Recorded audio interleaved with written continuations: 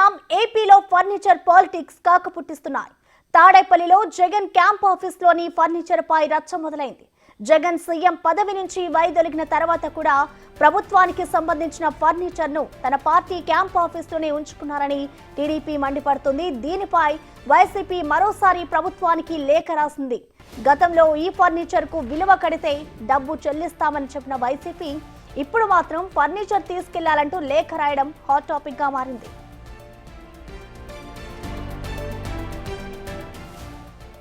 Camp office లో కొత్త furniture వాడుకుంటామని, మిగిలింది స్వాధీనం చేసుకోవాలని లేళ్ల అప్పిరెడ్డి లేఖ రాశారు. క్యాంప్ ఆఫీస్ ను పార్టీ కార్యాలయంగా మార్చడంతో ఫర్నిచర్ ను స్వాధీనం చేసుకోవాలని ప్రభుత్వాన్ని కోరారు. ఒకవేళ ప్రభుత్వం తీసుకెళ్లకపోతే తాము ఎక్కడికి తెచ్చివ్వాలో చెప్పాలి అంటూ లేఖలో తెలిపారు.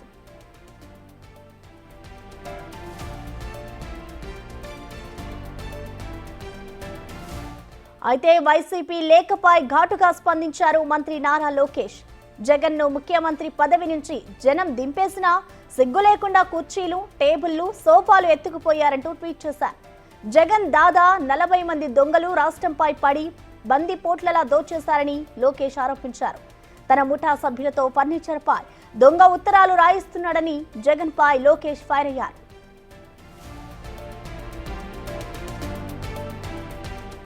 గతంలో అప్పటి స్పీకర్ కోడెల శివప్రసాద్ ఇలాగే ఫర్నిచర్ కోసం లేఖ రాస్తే ఎంత అమానవీయంగా ప్రవర్తించారో గుర్తు తెచ్చుకో జగన్ అంటూ లోకేష్ ట్వీట్ చేశారు. ఫర్నిచర్ దొంగ అంటూ అప్పట్లో ఆయనపై వైసీపీ సర్కార్ కేసు పెట్టిందని, ఆ అవమానంతోనే కోడెల శివప్రసాద్ ఆత్మహత్య చేసుకున్నారన్నారు.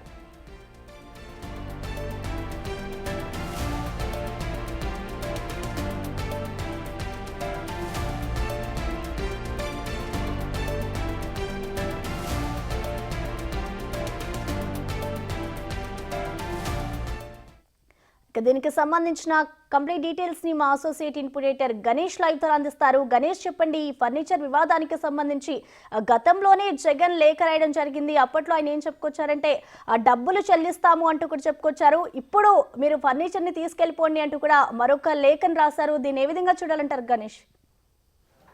ఆంధ్రప్రదేశ్ రాష్ట్రంలో ఏదైతే ఫర్నిచర్కి సంబంధించిన ఇష్యూ ఏదో పొలిటికల్ హీట్ పుట్టిస్తోంది. అంటే ఈ ఫర్నిచర్ విషయానికి ప్రస్తావించే ముందు కోడెల శివప్రసాద్ సంబంధించిన ఆత్మహత్యకు సంబంధించిన మరణానికి సంబంధించిన విషయాన్ని ఖచ్చితంగా ప్రస్తావించి తీరాల్సిందే. ఎందుకంటే ఆ రోజున కోడెల శివప్రసాద్ 2019లోన సెప్టెంబర్ నెలలో ఆయన మరణం అనేది ఒక విషాదంగా కలిగింది. హైదరాబాద్లోనే ఆయన ఇంటిలోనే ఆయన ఆత్మహత్య చేసుకున్నారు. ఆ రోజు ఆత్మహత్య చేసుకోలేదనే అంశాన్ని కూడా అనేక చర్చలు జరిగినాయి. అంటే ముందుగా ఆయన ఇంటిలో ఉదయం పూట సెప్టెంబర్ నెలలో ఆయన ఆత్మహత్య యత్నానికి పాల్పడ్డారంటూ ఒక పెద్ద ప్రచారం జరిగింది. ఆ తర్వాత కాదు, ఆయన అనారోగ్యంతో ఉన్నారనేది వచ్చింది. అంటే కీలకంగా ఆయన ఆసుపత్రికి వెళ్ళిన తర్వాత కొద్దిసేపటికే ఆయన ఆత్మహత్య చేసుకున్నారనే విషయం బయటపడింది. ఆయన్ని బసవతారకం క్యాన్సర్ హాస్పిటల్కి తీసుకెళ్లిన తర్వాత హుటాహుటిన దగ్గరలో ఉంది కాబట్టి ఆసుపత్రికి తీసుకెళ్లిన తర్వాత ఆయన మరణించారని అప్పటికే డిక్లేర్ చేశారు. అంటే ఆ రోజున పొలిటికల్ లీడర్లే కాదు, ప్రతిపక్షాలే కాదు, చివరికి మీడియా సైతం ఆయన ఆత్మహత్య చేసుకున్నారనే విషయాన్ని బయటికి చెప్పడానికి ఒకంత సంశయాన్ని వ్యక్తం చేసింది. ఎందుకంటే ఒక టైగర్లా బ్రతికిన వ్యక్తి, పల్నాడులో పులిలా ఉండే వ్యక్తి ఆయన ఆత్మహత్య చేసుకోవడం ఏంటనేదే అతిపెద్ద చర్చగా కనిపించింది. కొద్దిసేపటికి నిర్ధారణ అయింది. ఇలాంటి ఆయన ఆత్మహత్య విషయంలో ఆయన ఇంటి కిటికీకి, అంటే ఆయన ఏదైతే ఉందో ఆ కిటికీకి ఉరి వేసుకొని చనిపోయినట్లుగా చివరికి నిర్ధారించారు. అంతకుముందే కొద్ది రోజుల క్రితమే ఆయన స్లీపింగ్ ట్యాబ్లెట్స్ తీసుకుని ఆత్మహత్య యత్నానికి పాల్పడ్డారనే ఒక కథనాలు కూడా బయటకు వచ్చాయి. ఇవన్నీ చూస్తే ఆయన చనిపోయిన తర్వాత పూర్తిగా కుటుంబ సభ్యులతో పాటు అటు పొలిటికల్గాను ఆయన పూర్తిగా వేధింపులకు గురయ్యారు. ఆయన వేధింపులకు గురవడం వల్లే ఆయన ఆత్మహత్యకు పాల్పడ్డారనేది ఒక కీలకమైన చర్చ జరిగింది. దీంతో కుటుంబ సభ్యులే కాదు, ఆ రోజు మాజీ ముఖ్యమంత్రిగా ఉండే చంద్రబాబును సైతం ఆయన పూర్తిగా నిర్ధారించారు. ఎందుకంటే కోడెల ఆత్మహత్యకు ముందు జరిగిన పరిణామాలు కావచ్చు, అనేక అంశాలు. ఆయన ఎన్నికల్లో రాజుపాలెం ఎన్నికల్లోన వెళ్ళినప్పుడు స్పీకర్ హోదాలో ఉన్నారు. రాజుపాలెం ఎన్నికలకి వెళ్తున్న సమయంలో ఆయన పైన దాడి చేశారు. దాదాపు 30 మంది దాడి చేస్తే కేసులు నమోదయ్యాయి. స్పాట్లోనే 8 మందిని అరెస్ట్ చేశారు. ఆయన చొక్కాను సైతం చింపి ఆయన పైన పిడిగుద్దులు గుద్దిన పరిస్థితి ఉంది. అంటే ఒక పల్నాడే కాదు, రాష్ట్రంలోనే ఒక అనేక మంత్రి హోదాలో పనిచేశారు. ఆయనకి దాడి చేసిన సమయంలో స్పీకర్గా ఉన్నారు. ఇలాంటి వ్యక్తి పైన దాడి చేసి ఆ రోజు వైసీపీ ప్రభుత్వంలోన తీవ్ర విమర్శలను ఎదుర్కొంది. ఆయన ఆ రోజు జరిగిన అవమానమే కాదు, ఆ తర్వాత జరిగిన అవమానం, ఆయన స్పీకర్గా ఉన్న సమయంలో ఆయన ఫర్నిచర్ ఏదైతే ఉందో ఆ స్పీకర్ ఛాంబర్లో దాన్ని ఆయన ఇంటికి తరలించారనే ఆరోపణలు ఏవైతే ఉన్నాయో దీనిపైన అనేక కేసులు నమోదయ్యాయి. కేసులు నమోదుతో పాటు సోషల్ మీడియాలోన అనేక అవమానకరమైన చర్చ జరిగింది. దీని అంతటినీ జీర్ణించుకోలేక ఆయన ఆత్మహత్య చేసుకున్నారనేది ఆ రోజు పెద్ద ఎత్తునే అందరూ దాన్ని తప్పుపట్టారు. అంటే ఒక ఇంత స్థాయిలో బతికిన వ్యక్తి కేవలం కొద్ది ఫర్నిచర్ కోసం ఈ విధంగా ఆయన వేధిస్తారా, ఆయన్ని దొంగలా ముద్ర వేస్తారనేది ఆ రోజు చర్చ జరిగింది. ఆ కేసును సైతం అంటే వైసీపీ ప్రభుత్వం ఆ రోజు పెట్టిన కేసును సైతం తప్పుపట్టారు. అంటే ఇప్పుడు దాని తర్వాత ఇప్పుడు జరుగుతున్న దాని ఈ కేసుకు సంబంధించి తాడేపల్లి క్యాంప్ ఆఫీసు జరుగుతున్న చర్చకు సంబంధించి మనం ప్రస్తావిస్తే ఆ రోజున క్యాంపు కార్యాలయంగా అంటే అధికార కార్యాలయంగా ఉపయోగించుకున్న దాన్ని ఇప్పుడు పార్టీ కార్యాలయంగా వైసీపీ మార్చుకుంది అధికారం కోల్పోయిన తర్వాత.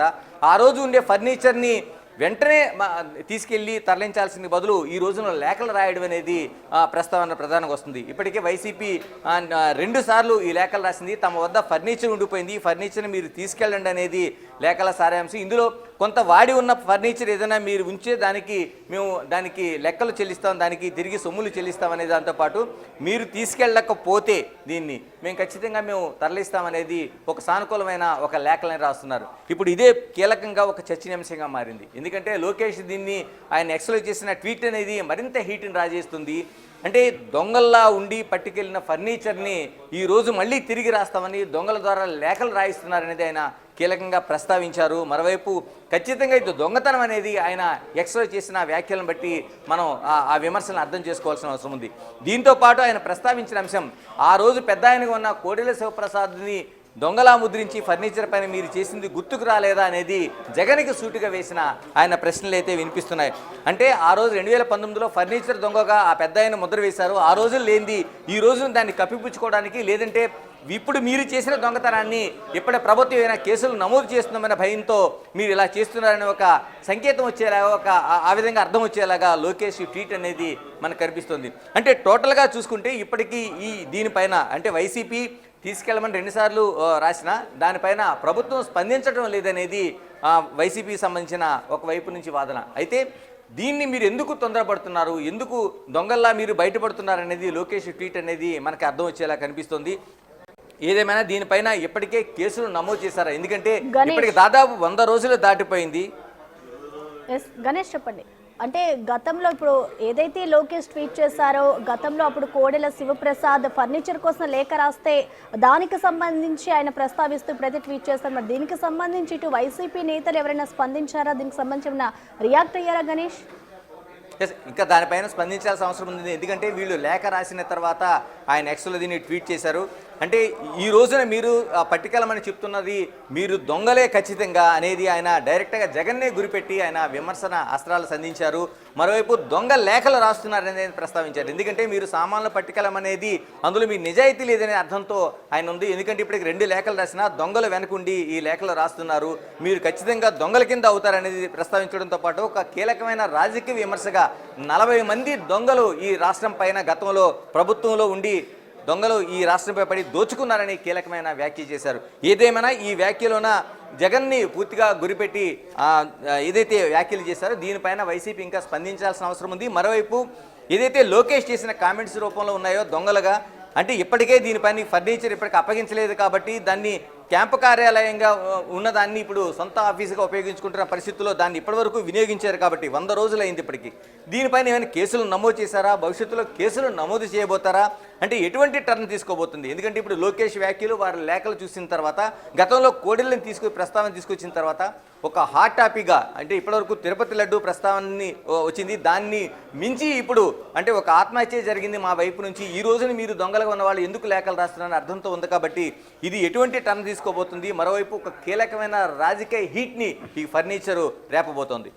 గణేష్ చూసుకుంటే అంటే ఇప్పుడు కూటమి ప్రభుత్వం ఏర్పడి 3 నెలలు అవ్వొస్తుంది. గతంలో జగన్ దీనికి సంబంధించి లేఖ రాశారు. మరొకసారి అంటే అప్పుడు దీని విలువ చెప్పండి నేను డబ్బులు కట్టి ఇచ్చేస్తానన్న జగన్ ఇప్పుడు మరొకసారి లేఖ రాశారు. అంటే ఈ 3 నెలల కాలంలో ఏం జరిగింది అనుకోవచ్చు గణేష్? అంటే వీళ్ళు ప్రభుత్వం మారిన తర్వాత అధికారం ఏర్పాటు తర్వాత పదవులు స్వీకరణ ఇవన్నీ కూడా నడుస్తూ ఉంటుంది కాబట్టి ఏర్పడిన తర్వాత రాయాల్సిన లేఖ ఇప్పుడు 100 రోజులైంది. ఈ 100 రోజుల్లోన అంటే దాదాపు 2 నెలలు గడిచిన తర్వాత మాత్రమే వైసీపీ దానికి ఒక లేఖ రాసింది. అంటే ఏదైతే గతంలో కోడెల్ని డ్యామేజ్ జరిగిందో, కోడెల్ని అవమానకరంగా అవమానించారో, మీడియాలో ప్రచారం చేశారో, ఆ తర్వాత ఆయన ఈ అవమాన భారం భరించలేక ఆత్మహత్యకు పాల్పడ్డారనే అతిపెద్ద ప్రచారం జరిగిందో, వీటన్నిటిని క్రోడీకరించి ముందస్తుగానే వైసీపీ ఈ లేఖను రాసినట్టుగా కనిపిస్తుంది. మరో వాదన, ఇంత లేఖలు రాయాల్సిన అవసరం లేదు, ఏదైతే ఫర్నిచర్ ఉందో ఇదిగో మీ ఫర్నిచర్ అని ఒక అధికారిని పిలిచి లెక్కలు చూపించి దాన్ని తరలించాల్సిన అవసరం ఉంది. ఎందుకంటే ఏదైతే వైసీపీ ఇప్పుడు చెప్తున్న మాటల్లోన మీరు తీసుకెళ్ళకపోతే మేమే ఫర్నిచర్ని మా సొంత ఖర్చులతో పంపిస్తామని ఇది ఒక వ్యాఖ్య చేస్తుంది. అంటే ఇది లేఖ రాయాల్సిన అవసరం లేదని అనిపిస్తుంది. ఎందుకంటే పూర్తిగా ఇప్పుడు మాది కాదనుకున్నప్పుడు పంపించాల్సిన అవసరం ఉంది. అలా పంపించకుండా లేఖలు రాస్తున్నారంటే మేము మా దగ్గర ఉన్న ఫర్నిచర్కి రేపొద్దున భవిష్యత్తులో అవమానకరంగా చేయడం కానీ లేకపోతే కేసులు పెట్టడం కానీ ఉండకూడదనేది, గతంలో కోడెలను చేసిన అవమానం ఇక్కడ రాకూడదనేది ఒక కీలకమైన అంశంగా వైసీపీ ఒక వ్యూహం అనేది మనకు కనిపిస్తుంది. ఏదేమైనా దీన్ని ఒక రాజకీయంగా ఒక హీట్ రాజేస్తుంది. ఇప్పుడు లోకేష్ ట్వీట్తో ఇది ఎటువైపు టర్న్ తీసుకుంటుంది. ఎందుకంటే లోకేష్ దొంగ అని ఒక వ్యాఖ్యలు చేశారు కాబట్టి ఇప్పటికే ఈ ఫర్నిచర్ పైన పోలీస్ స్టేషన్లో కేసులు నమోదయ్యాయా, దీన్ని ఇంకా బహిరంగపరచడం లేదా, లేకపోతే దీన్ని ఏదైతే ఉందో వీళ్ళే అంగీకరించారు కాబట్టి మా దగ్గర ఫర్నిచర్ ఉందని, గతంలో కూడా కోడెల శివప్రసాద్ దీనికి సంబంధించిన నా దగ్గర ఫర్నిచర్ ఉందని లేఖ రాసిన తర్వాత కూడా ప్రభుత్వం స్పందించలేదు, దాన్ని అవమానకరంగానే భావించింది. ఇప్పుడు అదే పరిస్థితుల్లో ఏదైనా కేసులు నమోదవుతాయా, ఈ కేసులు నమోదైతే ఏ విధంగా దీన్ని ప్రతివ్యూహాలు ఉంటాయి, ఎంతవరకు ఇది రాజకీయ హీట్ రాజేస్తుంది అనేది చూడాల్సిన అంశం. Right Ganesh, thank you.